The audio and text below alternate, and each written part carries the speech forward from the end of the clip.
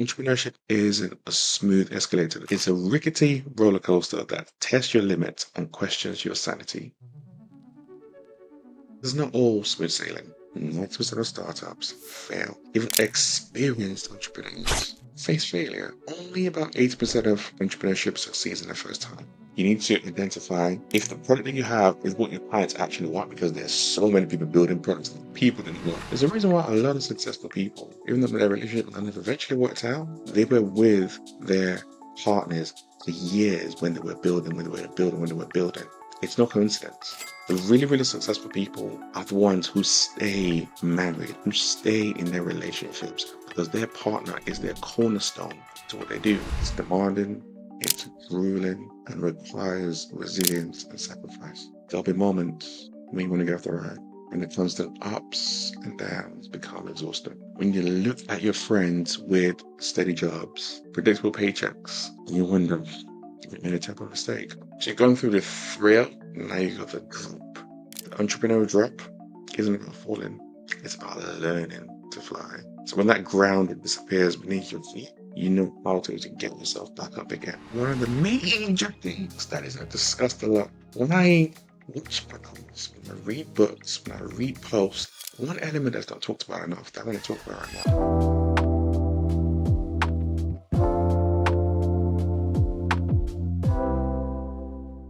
Welcome to today's episode of Leadership, and today I want to talk about something that is exhilarating as well as challenging. I'm talking about the entrepreneurial roller coaster. And I use that word roller coaster very intentionally, because a lot of times we hear the glamorous stories. We hear about people like Mark Zuckerberg, for example, talk about the folks becoming billionaires. Absolutely amazing, and it sounds great. You know, when you want to become a billionaire, gouge startups that turn into tech giants like Apple and Steve Wozniak and Steve Jobs did way back in the day. Again, really great, inspiring stories. But early leadership is all about parental. And today I just want to peel back some of the layers behind what it takes, what it looks like when you go on an entrepreneurial experience. Because it's not all smooth sailing. It's not all instant success. In fact, that's why I keep on using the word roller coaster. I literally just came back from holiday with my family in Turkey. And where we were, they had a roller coaster, they had slides, and I was just looking at this roller coaster day in, day out, and literally this is what came into my head around. This is very much like the entrepreneurial journey. And that's where the inspiration kind of came from. And the amount of conversations I've had recently about entrepreneurship, I felt it is only right that we talk about it. I want to talk about it on the pod. Entrepreneurship is full of ups and downs, twists and turns that will make your head spin and your stomach drop. Very much like a roller coaster. That's part of the success stories that you have or you hear about. 90% of startups fail. I'm going to say that again. 90% of startups fail. Even experienced entrepreneurs face failure. Only about 80% of entrepreneurship succeeds in the first time. 18%. And that increases to 30% for the second venture. That's still 70% of people who've tried twice and have been very successful. So it is not for the faint-hearted. In fact, a quote to go with this that I came up when I was thinking about this episode was, entrepreneurship isn't a smooth escalator to the top. It's a rickety roller coaster that tests your limits and questions your sanity. It's not a nice Disney ride, beautiful roller coaster. It is a rickety roller coaster that will test your limits and question your sanity. Because when you're on that ride, you're asking yourself consistently, why am I here? Why did I do this? Why did I choose to get out? I just want to get off. Those are some of the thoughts that will go through your head. You got your idea, you're filled with enthusiasm, you're ready to conquer the world. Your content. And this is where the slow ascent of the roller coaster kind of kicks in. You know, it's still exciting. There's anticipation building with every click of the clock. Your pulse is racing, your heart's beating, it's adrenaline pumping, it feels good. The higher you get, the better your view gets. Your vision becomes a little clearer. Then here's the thing, that time I just described, it's hard work. Because that plan could involve securing funding, it could involve building a team, developing your product. It's late nights, it's early mornings, it's sometimes sacrificing your weekends. It depends on what venture you are or what path you're going down for your particular venture. But it is not easy at all. You go to the basics, securing clients. That's where your money's going to come from. Whether that's B2B, working directly with businesses, or B2C, going directly to consumer, that's where your money is going to come from, right? So you need to identify who are the right clients. You need to identify if the product that you have is what your clients actually want, because there's so many people building products that people don't want. In fact, from the States say, I think it's 8 to 9% of businesses fail because people have built businesses that people do not want. And they built it. You've taken that time, that effort, that money sometimes in investment to build something people don't want. So you have to spend the time to understand this is actually something that has a market fit. It's all part of the business. Going out there and chatting to those clients, going out there and finding where they are, going out there and networking, going out there and raising if that's the route you go down. Not that it's an ideal one. All of that is hard work. Building a team. Hiring is not easy. Someone who is going to hire a lot of people. Back in the day in my corporate world, but in my business, that isn't easy. Finding the right people is not easy. There are times when mistakes were made. There are times where money will be lost. And there are times you gotta chalk into the game. It doesn't matter how good you think you are, you will make mistakes. It's fundamental. And you just you can't stay down in the dumps, you gotta keep it going. You gotta get up on board and go again and hire another person until you get that right team around you. All of that is not easy. All of that is part of the ride. Even what I said earlier on around the higher you get, the clearer your vision gets. There are some times where it's not as clear as you think it is. You're getting clearer and clearer and clearer, and then that vision gets blurry again. These are all the different elements. Not to talk about one of the major things that is not discussed a lot. When I watch videos, when I read books, when I read posts, when I even tap into some entrepreneurial programs, accelerator programs, one element that's not talked about enough that I want to talk about right now is relationships. Your relationship is a key cornerstone to the success of your business. So whether you're in a boyfriend-girlfriend situation, whether you are married, it is a key cornerstone. The reason why I say that is this. On that journey of you being an entrepreneur, there's a lot of stress that comes with it. Some of that I just described right now. Now, if your wife, your husband, your boyfriend, your girlfriend is not on that journey with you, that stress is going to double and triple, because rather than going home and having a safe space for you to pour out, to be like, oh, you just can't do this anymore, and the person pick you back up.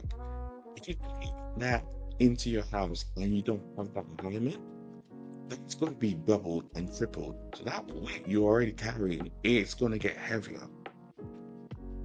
There's a reason why a lot of successful people, even though their relationship eventually worked out, they were with their partners for years when they were building. It's no coincidence. And in fact, despite the glamorous ones that you might see, like the Jeff Bezos of the world, for example, the really, really successful people are the ones who stay married, who stay in their relationships, because their partner is their cornerstone to what they do. That's their sounding board, not just from a business perspective, but to be like, I am struggling, nothing is working out, and that person can pour life into you. That person can hold you. That person can hold you in those days and those times where you just need to be held, where you don't want to say a word, you just need to be with someone who just sees you as you. There's so many fundamental things to getting things right with your partner. In fact, recently, I was talking to someone at a show and talking about entrepreneurship. And we end up having an hour conversation around relationships. How everything seems to be going right apart from her relationship, and how it was weighing heavily on how it was stopping her from being able to get that clarity, from being able to move forward with certain steps and decisions she had to make because she didn't have that love at home. We spoke about my relationship with my wife and how we want to do things, and let's give some examples. We talk. And she was saying, yeah, she said, I went home in a real heart to heart with my husband, and I got clarity. We're moving forward with so many things. We know where we are. We're communicating better now. Thank you very much. Honestly, I wouldn't have thought about talking about relationship would be the one thing I need to unblock or deal with in my business. But it is so true. It's so pivotal. Your relationship is a cornerstone. If you don't have your communication on point, those late nights I talked about, what are you going to do then? If you've got kids in the mix, when are you going to see them? When are you going to spend time with them? They don't care if dad is building or mom is building, whatever it is. They want you to be around. That's all part of the communication loop. Even in terms of growing, traveling, so much stuff that comes with that. Again, all comes down to communications, relationships. So I'm going to say it now. I'm going to say it over and over and over and over again. Your relationship is key and it's fundamental. It's a cornerstone. The next time we're programmed, we need to do a lot better about talking about this. But anyway, back to my analogy. So, you built a team, you developed a product. The late nights are starting to pay off. Early mornings are starting to pay off. The sacrifices around saying no to parties and friends and all that kind of stuff. It feels good. You're like, right. But then here comes that first move. You get all the way to the top. You can see so much. And then maybe your product didn't go as you planned. Maybe an investor pulled out last minute. That happens. Maybe you hit a technical snag and you just don't know where to go. Maybe that client that had worked, earmarked, promised, locked in with you has now left. And a new person that's come in has said, no, we don't want to go down that route. Maybe there have been layoffs. I can tell you from experience this in October, November this year, I had deals locked in for a couple 6-figure deals locked in. Every single one of them fell apart. Nothing to do with me, nothing to do with my work, to do with the economy. Those companies were going through change, were going through layoffs, and they were like, we don't want to proceed with this at this moment in time. In 9 to 12 months, maybe we'll do it again. Those are things I earmarked for this year. And it all went away. All I could say was, it's part of the game. We're mad, I'm upset. That's not going to get me anywhere. It happens. That's the first drop. When that drop happens, this is where the real test begins. Now your stomach is in your throat. The adrenaline is still pumping, but it's for the wrong reasons. And you begin to question so many decisions you made up until this point. So you're going through the thrill, now you got the drop. And then you're starting to ask yourself, why am I doing this? The entrepreneurial drop isn't about falling. It's about learning to fly. So when that ground disappears beneath your feet, you know how to get yourself back up again. Because it happened time and time again. But what really helps with this is your mindset. Your mindset is crucial. The most successful entrepreneurs are the ones who never face setbacks. They want to embrace the fall. They understand that each drop that happens is an opportunity to learn, adapt, and come stronger. That is all part of the game. Now you've gone up, you've gone down. Now let's talk about those loops and walkthroughs that happen again, because I remember looking at that slide and roller coaster in Tokyo. There's some nice little loops and bends and corkscrews that are in there. These are the unexpected things that you don't need to prepare for. Get unexpected twists in your journey. So it might be competition. It might be a global pandemic that reshapes the whole economy. Be a good example. When I was stepping into creating mindset shift, I had a plan in my head. and it was close down my old company, um, generate new clients for my new company, mindset shift. Then close down my old company. That's kind of how everything's going to work. Let me say the whole bit again. So, David and team, as you're reading this or listening to this, you can cut that element out. So, I am going to talk about global pandemic bit again. Okay, cool.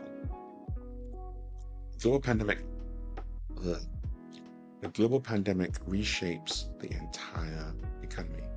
In fact, let me use that as an example. Before I started doing mindset shift, I had a previous consultancy company. I used to lead 10 projects, doing really well, successful. I knew that it would me to really go all in on mindset shift rather than do the 1 3 month route that I was doing. So I had a plan in my head. Start doing public speaking to generate the clients. Talk to them, and then once clients in, I can write down consultancy and put mindset shift. So I started to do that. Circuit, speak in Coventry, speak in London, speak in Manchester, stuff a little bit.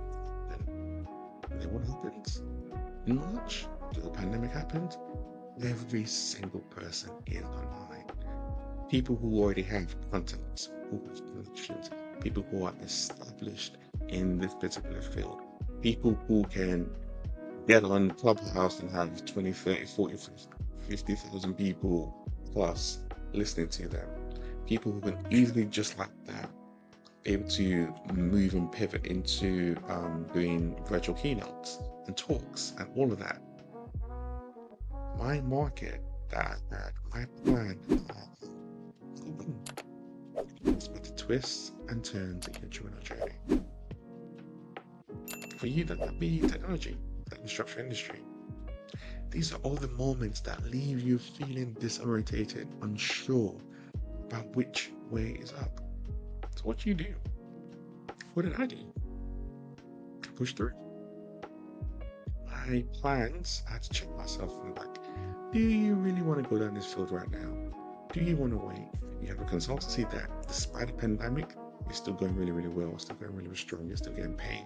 You're in a very blessed and fortunate position. Do you still want to go ahead with this? For me, the response was yes. Because I felt God had called me to really go ahead and do this now, not when things were great, but when things were like the way they were. So the answer was yes. And was the right decision to make at that point in time. But trust me, between me experiencing the pandemic in March 2020 and then making the decision and everything else, there was a lot of questions, there was a lot of conversations, there was a lot of doubt, there was a lot of fear. All of those things that happened as part of the journey. One thing that I would say add to that as well, that helps weather the storms when things happen, is collaboration. Collaboration can become your lifeline. There is no entrepreneur that succeeds in isolation. No one. You need a support network, whether that's mentors, whether that's peers, whether that's team members who believe in your vision, whether that's your wife, your husband, your girlfriend, your boyfriend. Again, that partnership, absolutely pivotal. They're the ones that are going to help you navigate the twists and turns. They're the ones that are going to offer new perspectives and solutions that you might not have actually considered. I have people around me that call me organizers, friends who are in the same exact coaching leadership space with me, who people think our competition, but I know they're great friends. We sit down, we talk about business, we talk about our numbers, we talk about our marketing efforts, we bounce ideas off each other, we support and collaborate with each other. I have amazing organizations that I am part of, who again do something similar to what I do. I work at Cultivating Leadership, an amazing worldwide organization that does some great work. Why do I partner with organizations such as that? Because we are so much really aligned. Because no one wants to do anything in isolation. Being part of the community is good. In the entrepreneurial roller coaster, your collaborations, or your collaborators, should I say, those are your seatmates. They're the ones that are going to scream with you, they're going to laugh with you, they're going to help you keep your lunch down when things get rough. Let me say that one more time. In entrepreneurial roller coaster, your collaborators are your seatmates. They will scream with you, they will laugh at you, they will help you keep your lunch down when things get rough. You need them in your life. Let me get real. This roller coaster It's not for everyone. Despite how it's glamorized in the media, entrepreneurship is not a one-way ticket to fame and fortune.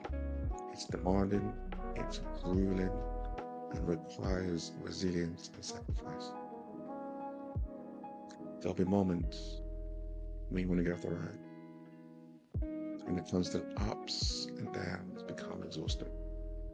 When you look at your friends with steady jobs, with predictable paychecks, and you wonder, have I made a temporary mistake? This is normal.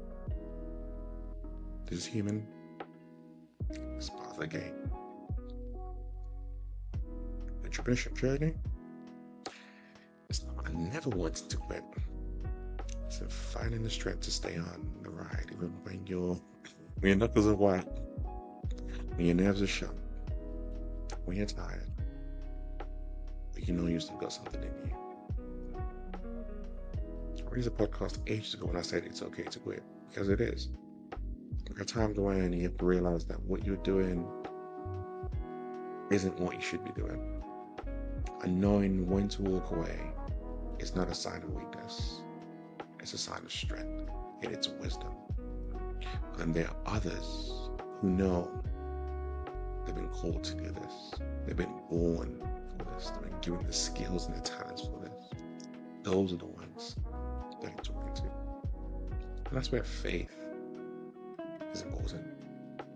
For me, our faith has been anchor, has been the foundation.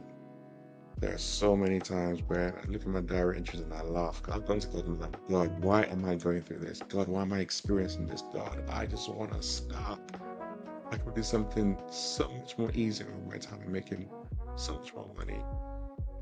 But then it reminds me, you've been given the gifts and talents for this journey. Stay the path. Keep the faith. You got this. Stay the path. Keep the faith. You got this. That phrase is one that has anchored me so many times when I want to quit. That's what faith does. Faith gives you that belief in yourself, in your vision, in your ability to weather the storm. It keeps you strapped into the ride when things get rough. It allows you to see perspectives and opportunities in setbacks. It helps you to learn the lesson in the failure. That's what my faith has done to me. Everyone has, I guess, their own version of what it looks like. But for me personally, man, God has kept me going so many times. That's what my faith is, again, anchored in all I do. I want to end with this.